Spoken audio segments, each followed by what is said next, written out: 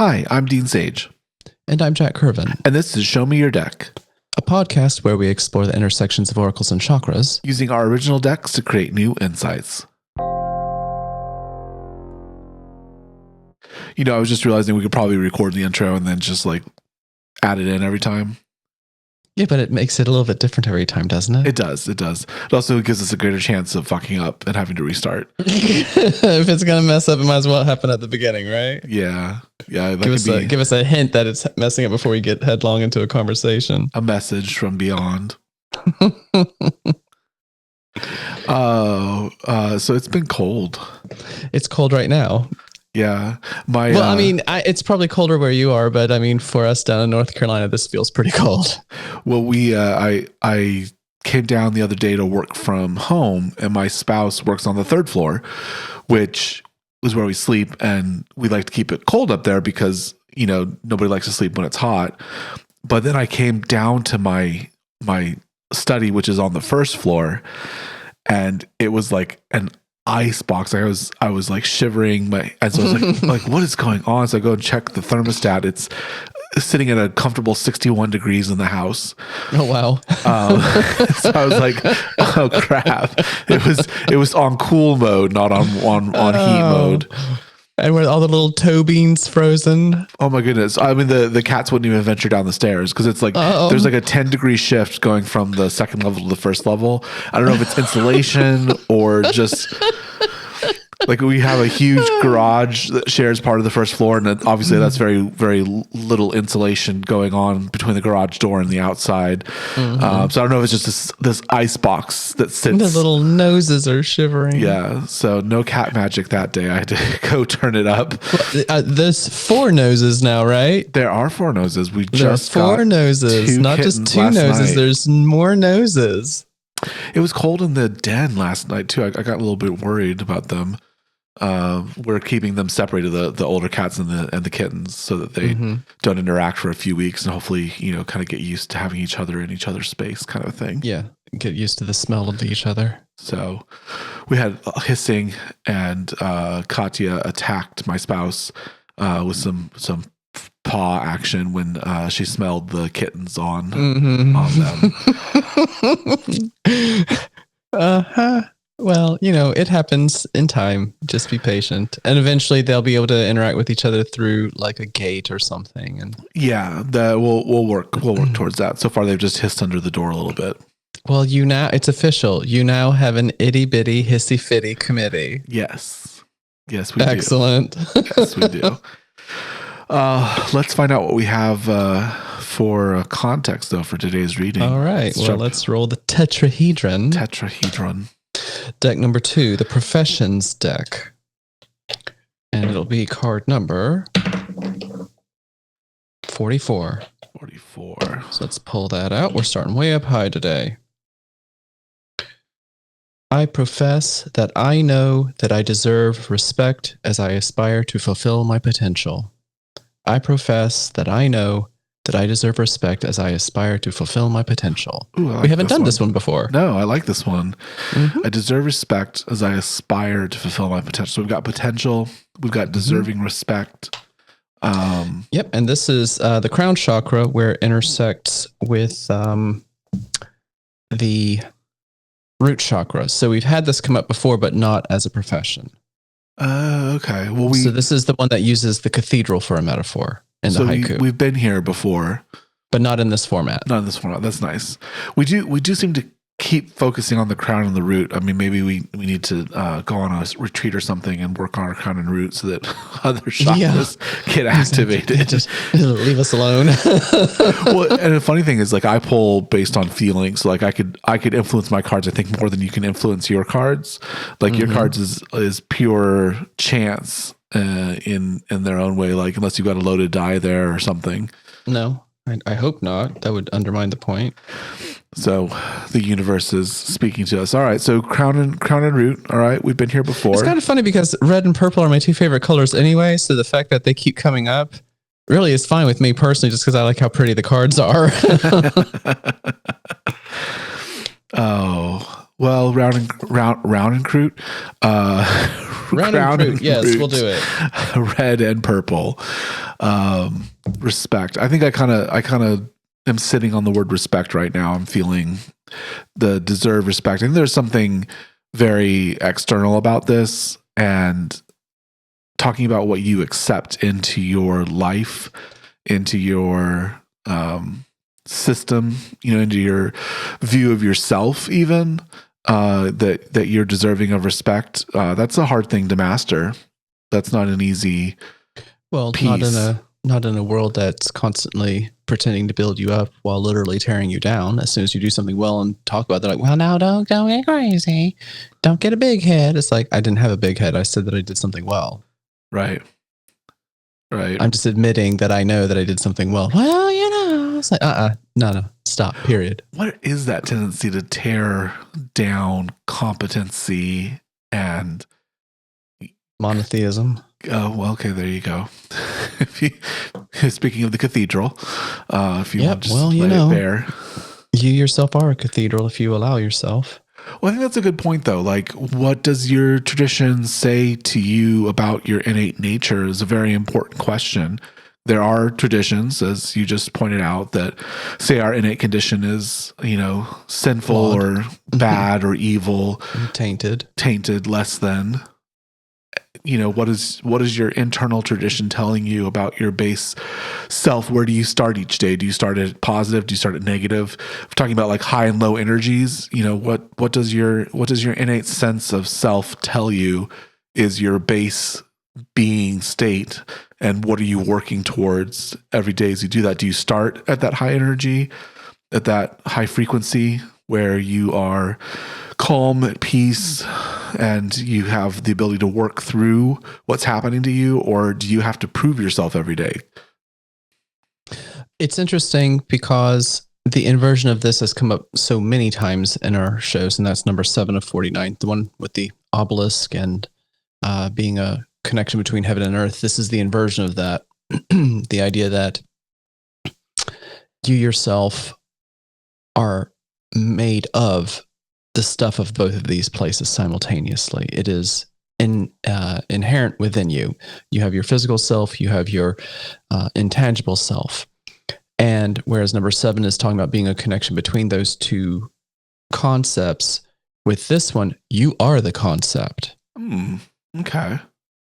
So with the haiku, with the metaphor that the entire reading is built around in the book, the idea is that to aspire, spires are within a spire. Yeah. Mm-hmm. I like that.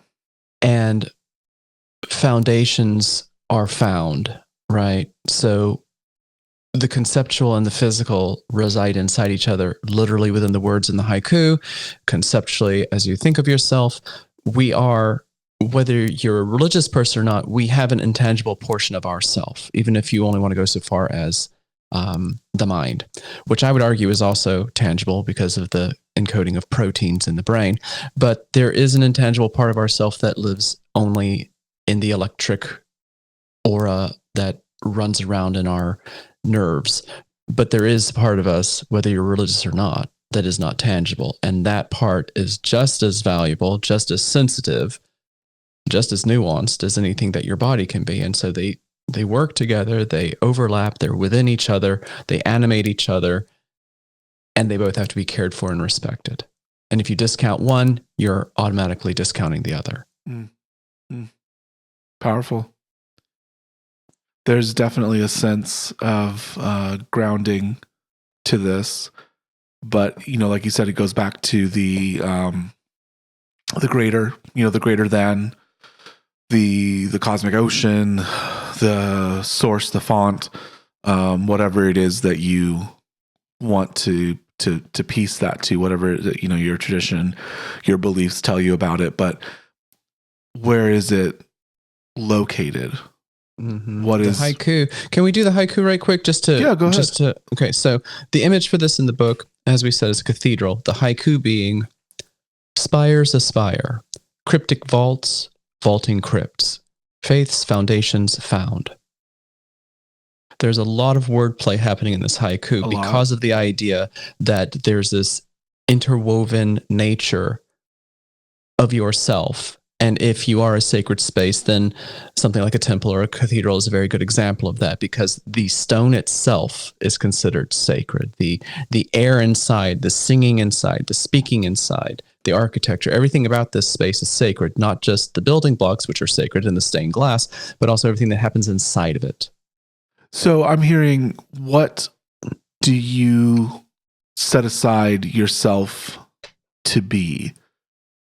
Sacred just means, set aside, set up.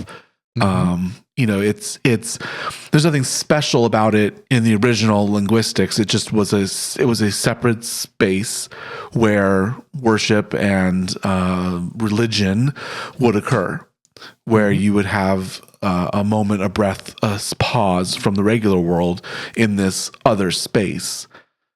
So if you were to take that into yourself, what have you set yourself up to be? I think this is a deep question for you. Like, we're getting to the core of your belief system here. What is this body, this physical presence with this numinous overarching concept of you? What is it that this numinous being inhabits? Are you a numinous being? What does that mean to you? And then what do you believe about the flesh, the body, the temple, the rocks, the foundation of where that numinous piece of you lives? This is a key element. I think it's going right toward your core belief system. What is your root metaphor? What is the core image that you hold of yourself? And how is that influencing everything that's going on with you? Remind me, your core metaphor has come up a couple of times in conversation. Was it the lost child? The lost child originally. Yeah, originally it was a lost child, sort of in the like the ideas of infinity, where you've got like the clouds above and the clouds below, and it just goes off to a termination point. It's all you see. So it's just like stormy, like just horrible. Okay, I was remembering Lost Child in a boat, but it's Lost Child in a chaotic environment in general. Yes, and then I re-navigated it so that rather than there being just endless storms of nothingness, there's little islands, and now the little child is sort of like a little Buddhist monk that lives on the islands and has a tiger, of course. Oh, yes, has a tiger. Does this child ride the tiger? No, they walk like a together. Horsey? They walk together. Oh, well, that's good too. Yeah, more of a mutual. And then there's I always had this like protector figure. I think it's the when you have the traumatic childhood, you kind of have this third party that takes over you at times. At least it's me. Takes over you at times and sort of protects you from the scary. So it's like it's this depersonalization, and then this sort of adult-like figure that's keeping you safe. It's saying what needs to be said. It's doing what needs to be done. And so I still have that person, but it's more of like now a shrine, like a reverence of thank you. Thank you for your service. Thank you for what you provided when it was needed. But now you are to recede in the background because I don't want to depersonalize. Like, I want to be fully inhabitant of my body and my life. Yeah, and to be responsible for it and take credit where credit's due and take responsibility at all times for the good or the bad. Mm-hmm. So this is the context going forward with the next 4 cards, the way in which you are conceiving of yourself as a being that deserves grace. I like that. Deserving of a being. You that just take that in for a second. Deserving. You are a deserving being. Mm-hmm. So if your root metaphor is not telling you that right now, this is speaking to you. Yes. This is speaking directly to you. And be open to it. I know that it's hard to, any change can be difficult. If cruelty is familiar, then better the devil I suppose. But at least going forward into the rest of the reading, be open to the idea that you deserve something better, perhaps. Deserving of respect. Deserving of safe space, sacred space. Yeah, I profess that I know that I deserve respect as I aspire to fulfill my potential. And that's it. You're fulfilling potential. You don't have to be perfect right now. You are growing towards some other situation or some other construct. You're not finished right now. You don't have to be polished right now. You are a work in progress. This is a common metaphor that you'll hear in lots of different self-help conversations, but just let's reiterate that you are not perfect. You are not complete. You don't have to be. Even though you have this flesh, this body, this existence right now, it's not the total sum of you, and it is not the finished form of you. No. Just like the cathedrals took centuries, right? Centuries. There are a few of them, especially the German ones, that took 600 years to finish. They might have started in the 12 or 1300s and didn't finish until the 18 or 1900s. There you go. Look at Sagrada Familia in Barcelona. It's 150 years in, it still has like 10 years to go. And that's with modern machinery. That's a metaphor for another day.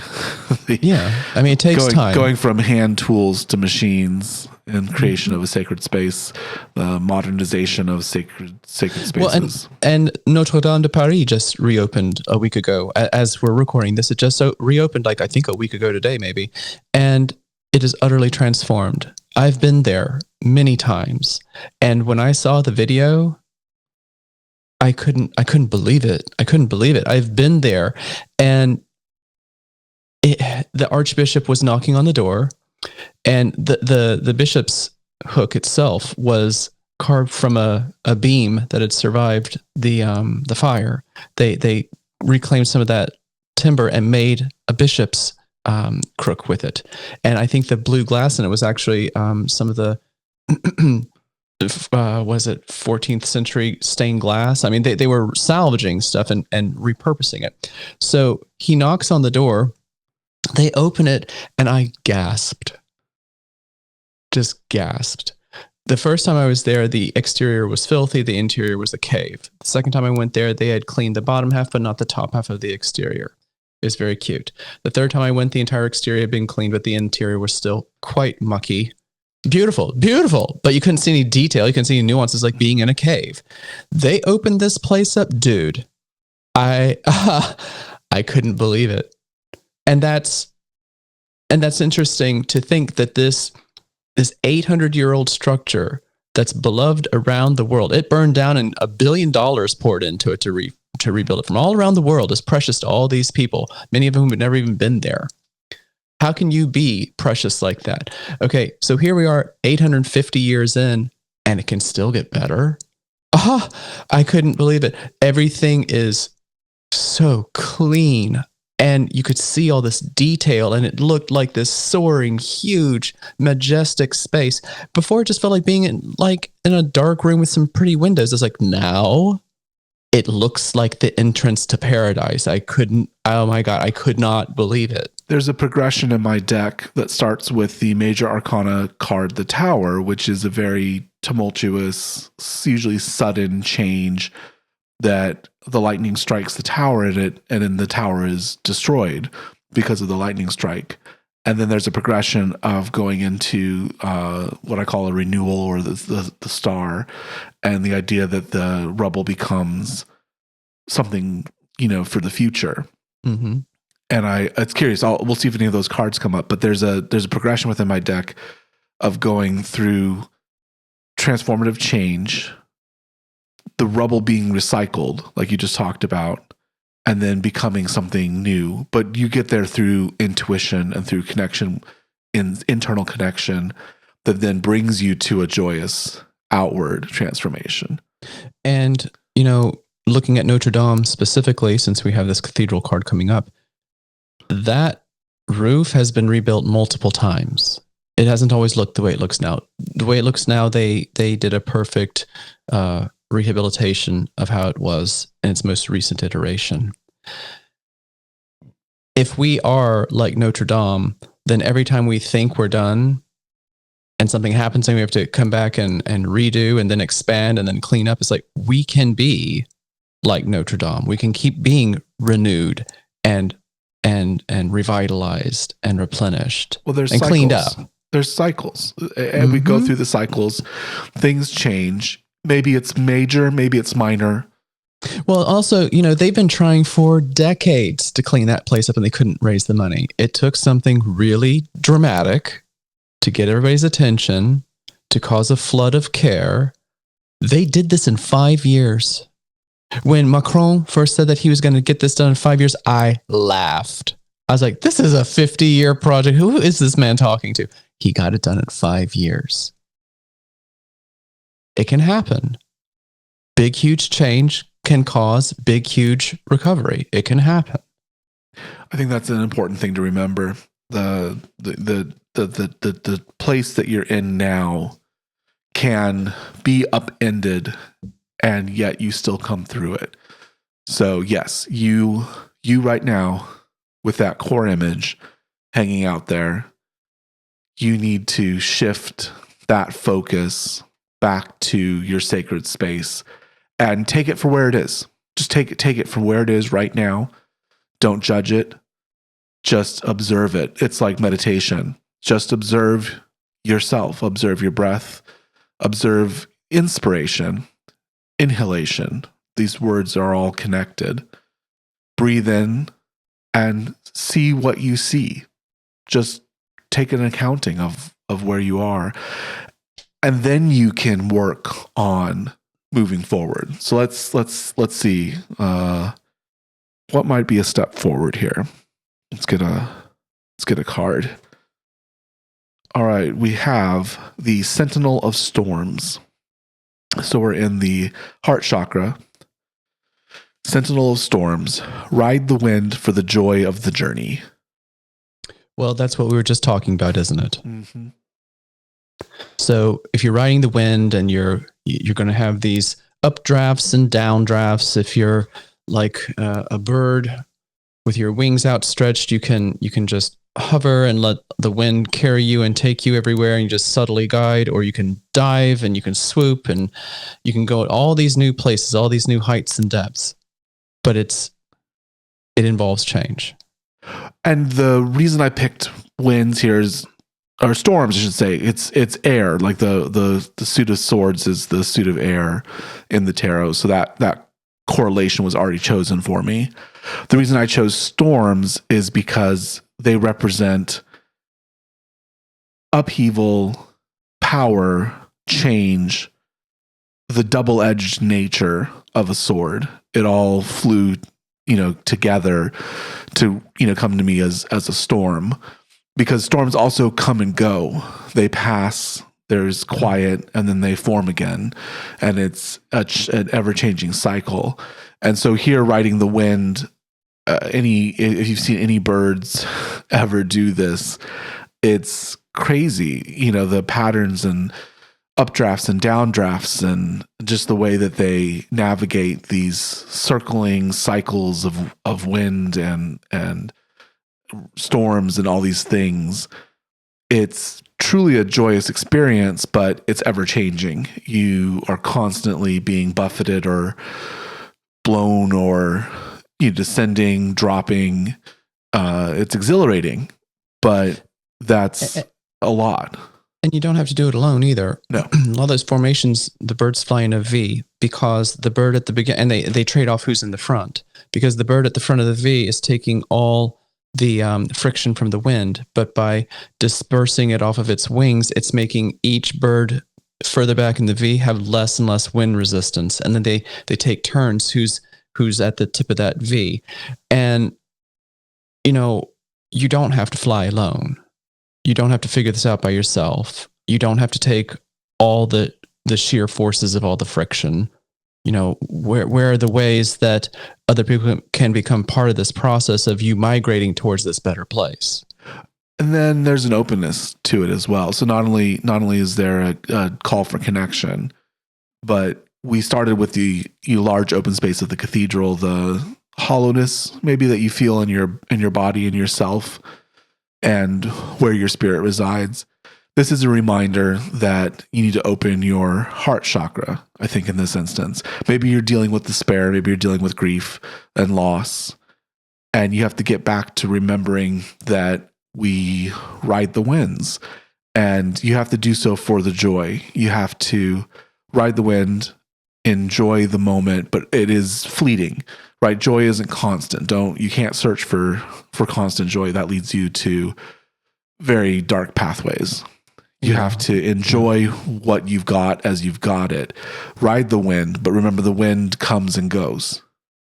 And within the, beginning context of deserving respect, this healing process, you deserve the time it takes to go through it. You deserve the support of your loved ones. You deserve to eventually find joy again. You are not owed constant joy to the point you just made, but you do have the opportunity to have all these learning lessons and opportunities for enrichment. You deserve all of that.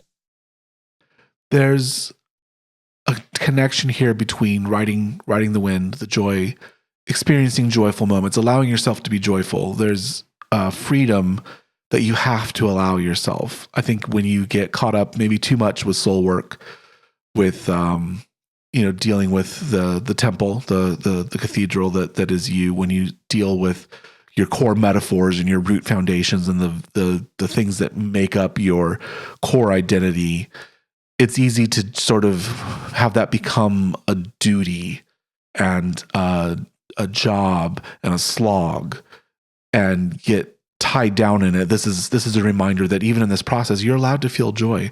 Even if you've lost someone, you're allowed to feel joy. You're allowed to have a moment of happiness. You're allowed to laugh. You're allowed to feel the wind beneath you, lifting you up. You don't have to be a certain way to explore your core and your root. It's part of this process. And part of this process is freeing the chakral system, freeing the bridge so that you can become that crown to root conduit, that you can touch from the spire to the foundation and fill yourself with things. And the joy, it's like the sound in a cathedral. I love the metaphor of the cathedral. But if you've been to a cathedral and you've heard music or choir, especially choir, and they release that final note, and then it just hangs in the air, and it dissipates. Right? It dissipates. It's gone. It's gone. The note's gone. It was given out. You heard it. It's gone. But it just lingers. You still feel it inside your body. It lingers, and that's the point you just made. Sometimes when we think about spiritual stuff, we get too high up. This opened with a reminder that you are both. If you overnourish the crown and undernourish the body, that is not balance. No. Just as some people are overly concerned with the body and have no care whatsoever for their intangible self, that is not balanced. And the heart is in the middle, right? We pulled the heart chakra here, I think, for a very specific purpose, is that it's the balancing bridge between the body and the numinous. Like to me, the storm is the balance between here and beyond. I mean, Wizard of Oz, right? Somewhere over the rainbow, there's a land beyond the storm. There is that higher height, right? And the storm is that veil that closes us from the vault of heaven and mediates us so that we have developed the ability to fly above the clouds, and it's gorgeous and beautiful. And yet we still need to come down. Yeah, we can't live there. We're not made to exist there at all times. So the veil will part. We will fly through it. We will enjoy the heights. We will see the glory. I'm thinking of the final Matrix. I shouldn't say the final one because there was a new one, but the third Matrix where they go up and over the wall. Isn't it the fourth? No, in the third one. That's right. Okay, they're attacking the city. They go up and above the clouds, and it's just this moment of pure, joyous, sky and sun, things that haven't been seen for 100 years, or I forget the lore on the story, but there's this that very juxtaposed moment of everything, but then it comes down and crashes back into reality and goes through monumental change. And of course, in the fourth movie, we find out what kind of happened after that moment. But there's that upward release. There's that moment of joy. Let yourself take it. Let your heart open and enjoy it. You're exploring deep, deep, deep themes with this reading. Mm-hmm. Let there be that moment of joy. When you discover something wonderful, be joyous about it. I appreciate that the that the reading is allowing us balance. Both extremes here with the root and the crown, but here's the heart right here. It gives us a pivot point, a balance point. I think we need another card. All right, let's see which deck we get next. I want to really ruffle this around. I found that sometimes this tetrahedron picks a number and then stays on it. So let me give this a good give a good rub. Zhuzh it around in my palms and let it warm up a bit. Make sure it's not getting stuck on the number 2. And number 3, your favorite deck, the intersections deck, the most abstract of them. Let's see what we got.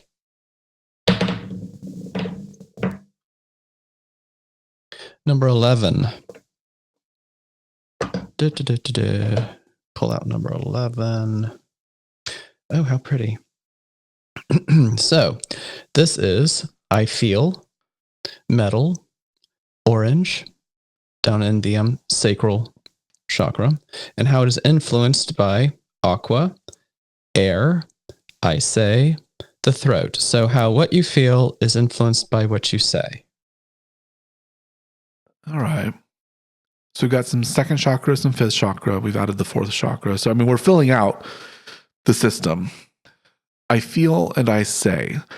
Mm-hmm. I think this goes back to the moment you were speaking of earlier where we don't fly alone. You're not in this journey alone. If we go back to the drops in the ocean, there are many, many millions, billions of drops in the ocean. And you are not alone. And as you're connecting to the numinous, if we believe, the enlightenment schema of the gurus that came before, then you're reconnecting with the drops in the ocean in a way that melds us together. But we're mediated by the physical, right? The cathedral, as much as it aspires to touch heaven, it's still a physical spire that has physical limitations. Right. It is still grounded onto the earth. So what you say of what you feel. So as you're doing this deep exploration, as you're examining your core metaphor, as you're feeling joy, maybe with others, maybe joy with others, you have to take a moment to understand how what you feel influences what you say. And I just think of these funny memes I've been reading. One of them was a woman in menopause. Her boyfriend was in America and she's in England. And she just woke up one morning and decided that he hated her and would not respond to her text messages. So she blocked him on TikTok or something. I don't understand exactly. I didn't understand the mechanisms. She said blocked him from her stories. I don't know the significance of that because I'm not a TikToker, but it sounded major to her. So she sounded like this was a big deal. And then he wakes up. So he was asleep this whole time. So for like 5 hours, he's asleep and she's, fuming and blocking him. And he texts her like, "Good morning." She's like, "You hate me. You will never love me." And then of course she realizes, wait a minute, maybe these feelings are not coming from the same place. Maybe these feelings have a ulterior position. Right. Yeah. It reminds me very much that, as much as we aspire, we are still physical, and our emotions are driven by chemical reactions within our brain, within our body. The very physicality of ourselves can create emotions. You feel emotions within your body in different spaces. So they are not always where we need them to be. They are information, though. So I hear that we're being called to think carefully, right? To balance the emotions, to balance the sensations, glean from them what you will before you speak, before you give it voice. I would say that's very apropos to the original intent behind this intersection, where metal and air intersect in the book. The metaphor for that is a flute. And the question within that spread is what kind of melodies are you playing? And to your point, the music you play is going to affect how you feel, right? So within this broader context of deserving grace, be very careful about the kind of melodies you play about yourself in particular. Mm-hmm. Mm-hmm. These don't have to always be light, happy, bird-like songs, but they definitely don't have to be funeral drones either. Let there be different movements in your music. You're in the cathedral. We talked about how the cathedral holds the sound in its space, and it kind of continues to reverberate. So even one note played reverberates. So even one sour note played reverberates. So all these emotions and things that you're playing, these vocalizations of our inner being, of our inner self, resonate and linger and interact with each other. You play two notes and their reverberations interact with each other through this spacious cathedral. It's not, you can't just say it and it goes away. You say it and it lingers. And I think that's a perfect metaphor for how our emotions and our vocalizations are sometimes out of sequence with our heart, with our mind. And you can't just take it back. Like once said, it reverberates, it settles. I even feel like it settles into the bones of the cathedral. I've felt that. I've felt words settle into my bones and kind of linger there and almost feel like they are imprinting. The footage of Notre Dame reopening included the 8,000 pipe organ. And between the calls and responses from the Archbishop, they had different people playing the organ for the responses. What I did not realize was each one of them was improvising. So it's almost like having a jazz concert on this 8,000 pipe organ at the reopening of this ceremony. And there were sour notes. There were. And that's okay. At first I was like, this doesn't feel like...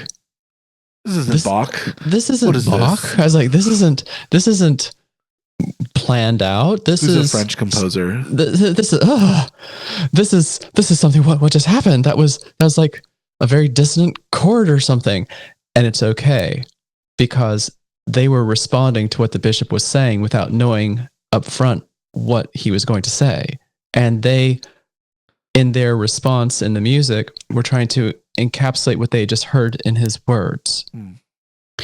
And I don't know that anything in improvisation ever has to be quote unquote perfect, but there were moments of real strange tension.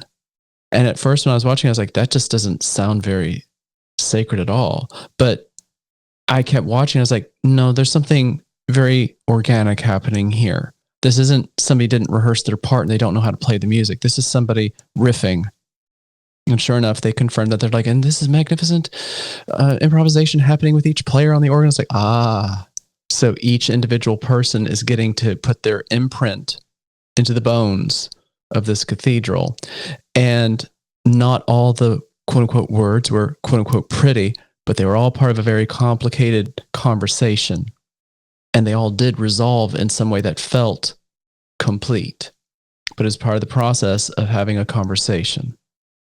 And it was beautiful, even when it felt odd or weird. The reason it was weird is not because I don't like jazz, which I don't. It was weird because I wasn't expecting that kind of dissonance in an opening ceremony for a cathedral. But as it kept going, I kept realizing that this is totally fine because nothing is perfect. And for all I know, it was all intentional. These are really highly trained, super professional organists, and they went in there and they knew what those keys were going to sound like when they scrabbled around and did all their weird shit, and it still worked. Well, to your point about jazz, just quickly, it plays on dissonance. Jazz absolutely plays on dissonance, and I don't prefer it. like a jazz improvisation club, like a hot jazz, hard jazz. I don't know what they call it. The jazz where they're basically making it all up as they go along. I don't prefer it. No, it sounds like each person in the band is playing a different song at the same time, and it gets on my nerves.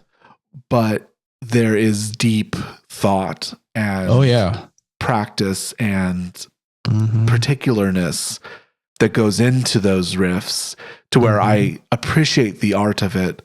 I just don't appreciate the art. Yes, that's what I meant. I know how intelligent and skilled these players were. They made choices I would not have made if I'd known what I was doing, but they were still good choices. I have to go back to the pipe organ because this is even better than the flute.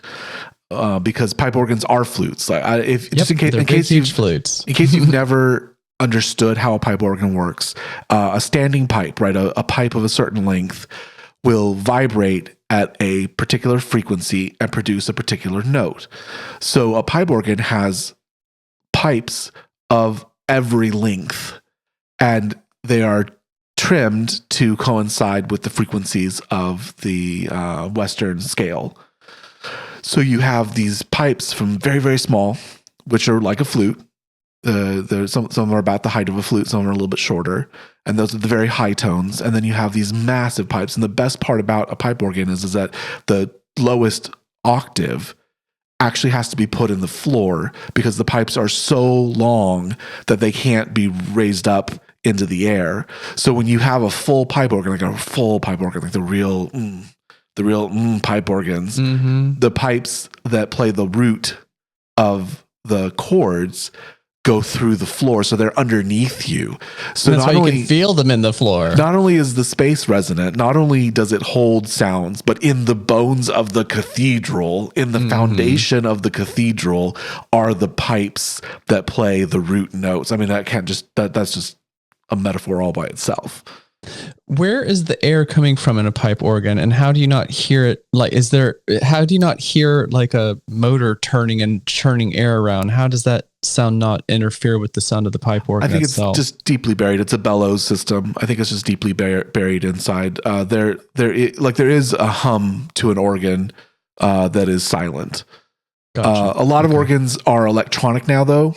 So it depends. You have to kind of go towards one of the old ones, which are usually cathedrals. Actually, here in Philadelphia, it's one in Macy's that they have. So, there's been a lot of electronic, tinkering and things that have kind of come out now with the pipes. But yeah, there's a bellow system, and then the controls. I'm not my friend was an organist. I know a very peripheral amount about organs, but when you pull the different stops, it changes the way that the bellows and the pipes are interacting to create things. And there's things called the choir, which is like a tiny little organ, and the little pipes and like little trumpet looking things, and they change the nature of the pipes themselves to make different sounds, and you combine them all to make the organ sound. So the organ's usually playing 3 or 4 different versions of itself at a time to create that full organ sound. So what we hear is this simultaneous symphony of sound is really all these constituent parts working together. And again, I think we're just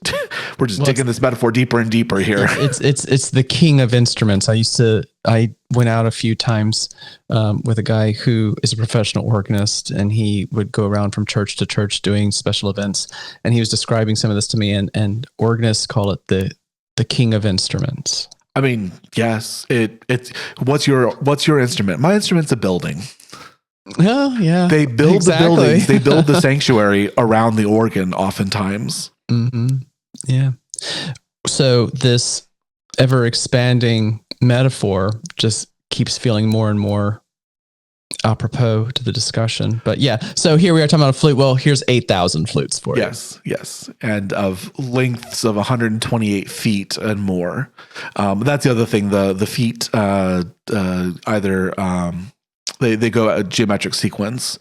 So like there's 8 foot, and then there's 16 foot, and then there's 32 foot, and then there's 64 foot, and then there's 128 foot. So the bigger the pipe, it doubles in size every time. And so it just keeps getting bigger and bigger. So for each octave. Yeah. So there's just this, it's just a beautiful geometric sequence. There's so many wonderful things that collide when you make music and you put it in the bones of a building. So I think, bringing it back. Bring it back. What do we deserve here? What do we deserve? Well, you deserve space. And there's been the holding space trend lately on the Twitters, not the Twitters, I think it's more the TikToks. They took the therapy idea of holding space and they're like, I'm holding space for defying gravity, for Wicked. But I mean, I'm going to grab it because I think that's where we are. We're holding space. We're holding this cathedral space. We're enjoying the laugh. And imagine laughing in a cathedral. I've done it. Imagine that sound. It sounds beautiful. And it captures the high frequencies too, just because of the way sound works. Low frequencies get distributed very quickly, but high frequencies reverberate. So your laugh, your overtones, the higher frequencies that you don't even know you're making with your voice resonate and linger in the highest parts of the building. So you deserve space and you deserve resonance. And that's the respect for you to have that space, the respect of your fellows, to allow you to have the space to then have this voice feeling, this air metal connection. And the time it takes to experience the space. Oh, that's a good one. So patience, that's a very good one. Space in this instance to me feels like time. I agree. By giving somebody the space, you might be backing off and not touching them or whatever, but you're giving them the time needed to process whatever is happening. And it goes right back to you. Like you listening to this right now, give yourself the time to have the space to do the introspection, because it's not easy. It is not easy. And that's how you express respect for yourself. Respect yourself. Yeah. Yeah, deep respect for yourself as the creature, the being that you are. And I think this goes down. I don't like to be prospective about beliefs. What your beliefs are your beliefs, but I challenge you, if your belief is that your being is somehow inferior or inadequate, then challenge that for yourself. Is that truly what you mean? I think there's a difference. Is it what you want resonating in your space? Well, I think there's a difference between having a space, right? Having a cathedral which is silent. I think there's a difference between having a cathedral which is silent and having a broken cathedral. And I think that's a key point here. Your cathedral is not broken. Whatever your root metaphor is telling you about yourself, your cathedral is not broken. You have space. Now you can choose to fill that space with something. And maybe for you, that's what your root metaphor, your tradition, your religion is telling you, is that you need to fill that space with something. And maybe that something needs to come from the outside. That's totally fine. I feel the same. I feel that way. I feel that I need to fill my cathedral with that connection to the cosmic ocean, the great, sort of numinous source. You might feel that you need to fill it with God or Jesus. That might be a thing, but your cathedral's not broken. Your space is not inadequate. It is very adequate. It just lacks right now the sound. It lacks right now the fulfillment of that sound. Well, and even if your cathedral is quote unquote broken, it can be rebuilt. Or I've been to St. Andrews in Scotland, is this massive ruin of a cathedral, and yet being there is still awe-inspiring because of what remains outlines a space that was colossal and awe-inspiring. And even if it's just the skeleton of a cathedral, it is sacred. It is still sacred. It is still impressive. It can still be beautiful. Let's get a little bit more context here, and we'll see if we pull any other chakras in. Nope. Where are we going? Straight back to the heart chakra. All right. We went up one card. So we had the Knight of Swords, and now we have the Queen of Swords, the source of storms. Do not look to the storm to lift you up. So the source in my deck, the queens of my deck, are about discovering that the chakral energy that you've been interacting with for the suit. So the suit are kind of everyday actions that you take to interact with that chakra. The source is the moment where you realize that you are the source, that the storm comes from you. So the heart chakra, joy and grief, despair, and happiness all come from within you. So this is. Can you read the card again? Yep. Do not look to the storm to lift you up. Okay, hold space for me. All right. Okay. All right. Okay. I have my immediate impression of that, but I don't want to share it yet because, well, maybe it sounds judgy, but maybe that it needs to. I think you need to let it out. That's the point of the show. It's like, don't be a drama queen. Don't be a drama queen. All right. Like, don't use the conflict of within this chakra as the source of energy and purpose within itself. Okay. All right. Yeah, I'm kind of seeing where you're going with that. I wouldn't have thought that myself, but I see what you're saying.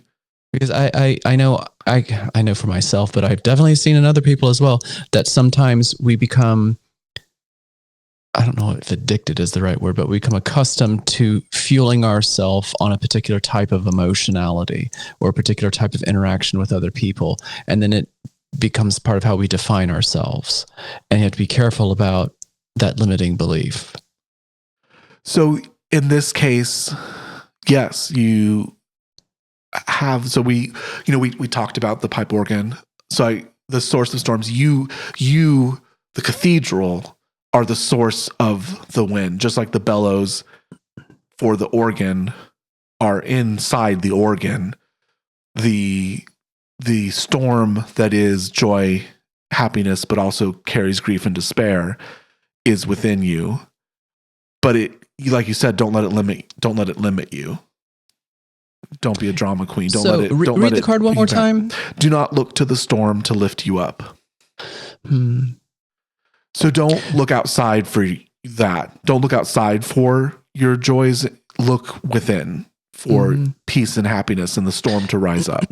And if we're looking at the pipe organ still, then, they have hundreds of levers. What combination are you pulling here?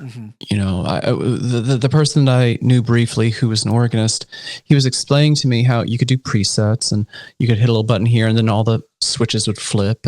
But you could very specifically choose whether you wanted to create bassoons and clarinets and violins. You could do all that, but you specifically choose the timbre of the voices. What is your preset? I like that. What is your preset? What is your preset?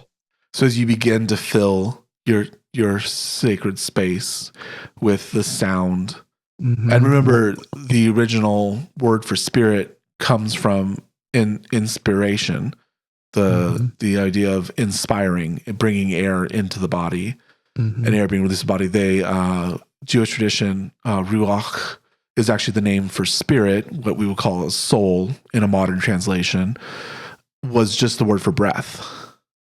Yeah. So air, moving air, is the definition of life. When someone dies, they stop breathing, right? We do the mirror against their nose to see if they're still breathing. Because when their breathing stops, other things are still happening. But essentially, once you stop breathing, everything else shuts down from there. So your life, your literal life, if you want to call it spirit or soul, the tether is the breath, is the sound that you're filling your temple, your cathedral, your sacred space with. And I think what you're getting at least what I'm hearing, is you don't want to let that come through the windows, right? You don't want to let that come from the outside and blow about and then sort of lean back and say, oh, well, I don't know. I can't change these things. My life is dramatic. My life is traumatic. Everything is happening to me. You're letting the storm come from the outside. You're letting the storm batter you from the outside. Whereas, and you're also defining yourself according to the way that you are experiencing it. Yes. But that is an important part of who you are. Sure. Not to diminish that, but it doesn't have to be the only reading. you are the source. You are the place where these things rise up from in reality. So your heart chakra is the source of these things, even though they are influenced by the outside. So you are still a cathedral in the world. There are still storms. There are still things that are greater than you, things that reach to heaven and beyond, that are beyond you. And also, okay, so perspective is everything. Yes. It really is. How you interpret what is happening is what gives it meaning, specifically. And in terms of what you deserve as a person, you deserve the time to experience whatever this is. You also deserve the opportunity to reinterpret it when it becomes necessary to go forward and grow. You don't deserve to be stuck on one note. You deserve the time it takes to hear this note resonate, but it's not the only note in the scale. No. You can play other songs. Take the time you need for whatever the experience is, happy, sad, whatever. But that's not, you are not a one-hit wonder. You're not a one-note instrument. Play other songs. I think we need a closing card from you. Okay, well, let's see what we get.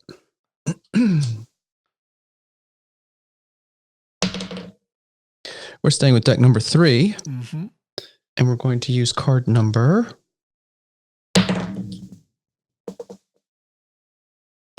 28. Oh, whoops, wrong deck. I was about to pull a haiku.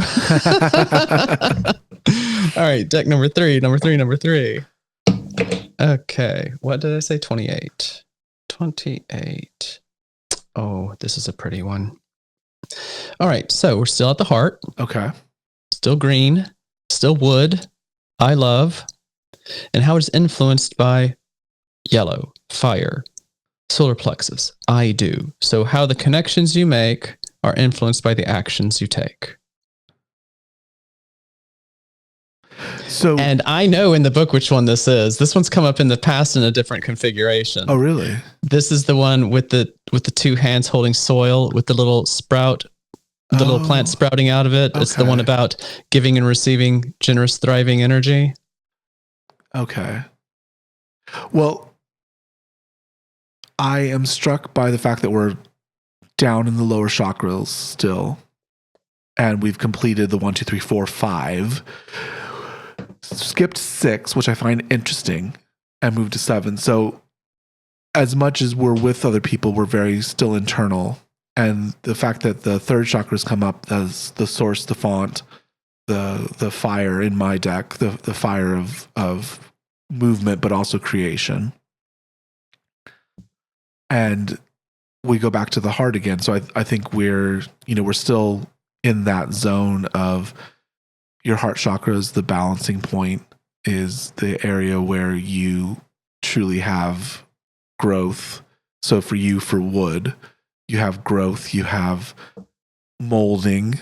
Wood shapes itself to its environment like a bonsai. You have a tree, but because of very careful cultivation, it is, 6 inches tall.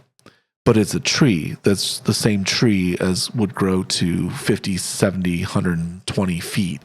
Might be 400 years old. Exactly. Very lengthy. So you have that connection with the heart, with the growth. But then there's that power. What's is the 3rd chakra for you fire? Yes. So fire. You've got fire. I do. And energy. Well, it's interesting to your point about the way wood shapes itself. Plants reach towards the sun. They reach toward the light. So here's the action that you take. Okay, the actions that you take, the choices that you make. What kind of light is that? What are you reforming your connections toward? Within the broader context of deserving space and grace and kindness and all this. Okay, so perform that. Attract that.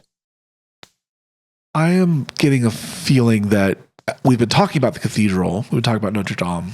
Cathedrals have a very defined shape. It's what makes them a cathedral, in part. Mm-hmm. You can have big buildings, you can have big churches, but they have to be in the shape of the cross and orientated at the correct angle. I think it's, what is it? The nave faces the east or something like that. Yeah. That makes it a cathedral, right? There's some very strict definitions on what a cathedral is. But now I'm picturing a cathedral of wood. I'm picturing those massive trees where the roots are part of the trunk and they spread out and there's space, and you can cultivate space underneath them, and then they're growing towards the fire in the sky, and they're mounting their leaves and their branches, and they're overflowing and moving upward, and this is your space, but your space grows to the space around it. And I think here is why we didn't get the third eye. I think we didn't get the third eye because it's right now you need to look at you. The others are important. Others are out there. They're important. This isn't about your connection with them, though. That's why I think we specifically left out the third eye this time, is because it's not about your connection with others.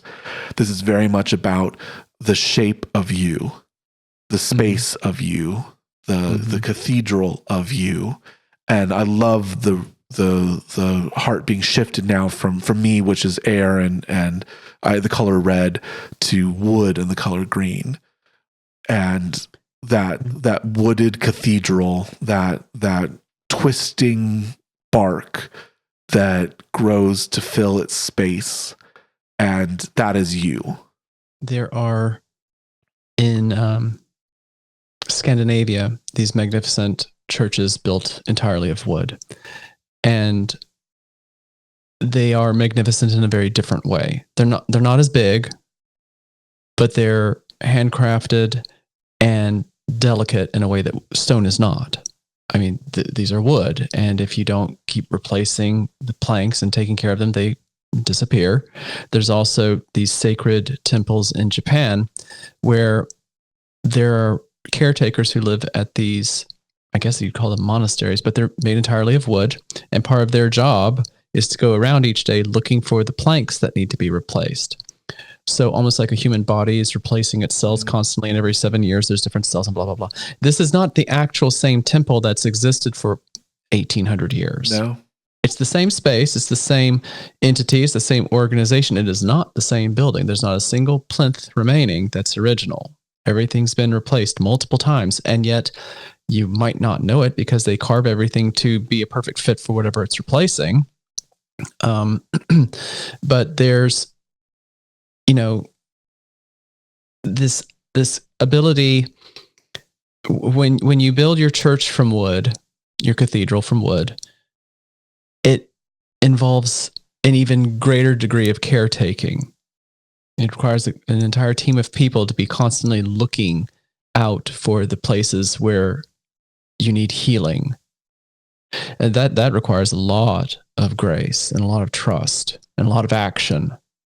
I mean, any cathedral, of course, requires maintenance, but these ones actually will break down and disappear if it weren't for a team of loving souls who dedicate their connection and action towards maintaining you, allowing your people to build you up, allowing your people to help you maintain yourself. There's a different type of care involved in those kinds of spaces. And where I love is influenced by I do, there's a different interplay with the building itself. Because the people who love this building, this you, your friends, your family, they want you to stay healthy. They want you to stay beautiful. They want you to stay functional and healthy and full of light and song. So while you are thinking in terms of doing all this work of maintaining yourself, remember, you don't have to do it by yourself. You deserve care. From yourself, yes. But if you've got a support network, let them help. People want to help. The right people in your life want to be part of your life. And the good ones, they understand that a relationship requires a lot of maintenance. The relationships you should probably be a little bit more wary of are the ones where they don't actually contribute or do anything. They're just friendly when you happen to cross paths with them. You need people in life who will exchange investment of energy with you. You help build them up, they help build you up. So we have a final reminder that what you love has to be you to begin with, but it has to be through action. So we've had a lot of static imagery, then we've had a lot of motion with air. We've had a lot of song and sound and things. But at the end of the time that all this happens, what are you going to do? That's your internal you. And you have focused on it. You've come to your root image. Maybe you've recast it, reshaped it. What is that you going to do now? And now we begin to look externally. What are the effects of my core metaphor, my core understanding of my sacred space that is me? What does that influence my actions? And what resonance do I speak to myself that I hold within myself? What is that? How do I use that to move forward? It's not just pictures. Not all people think in pictures. Some people think in sound, some people think in words, whatever it is for you, whatever that sacred space holds. For me, the power of music and the power of visuals are very visceral to what I believe and think. But what is it that you're going to hold? And then what are you going to do now that you have cleared through maybe the murk and found a truth within your core imagery? What are you going to do?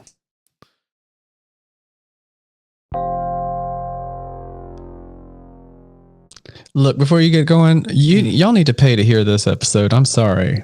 Yes. This entire episode, beginning to end, y'all need to rattle some coins in these cups here, because that was a good conversation. This is a very good conversation, which is a good way to say that we have a members only version of this podcast. We do. And if you listen to it, you get to hear Jack and I talk about how the reading influences us personally. And this was a particularly good one. We preached to each other and we're good and effective. And it's something that you need to hear, because I think the best part about this show is that we don't try to make it a dictum from the ether down to you, and I am doing a reading for you particular. You're going to resonate with this because we resonate with this. This is about us reminding ourselves and reminding you. So we do have a members only version. You can go on YouTube. You can see the cards that we're talking about and get your podcast that way. We do have books and decks available at showyourdeck.com. You can get access to our decks, our books. Jack's books are available through his website, 49haiku.com, and you can get the hardcover there, or hard copy there, I should say, which is what you want, because you want to physically hold this book and its beautiful spiritual colors and allow your fingers to riffle through the pages and experience that. My book is available through Kindle Unlimited for free. You can also buy a paperback and a hardback through Amazon and get it that way. Jack, where can we find you? I'm 49 Haiku. So the number 4, the number 9, HAIKU. On the internet, it's 49haiku.com. And on, what's it called? Instagram, I am at 49 Haiku. I'm Dean Sage Media, where you can find me. That's fine. You can find me. Our show has an Instagram, at your deck, and we will say ta-ta for now.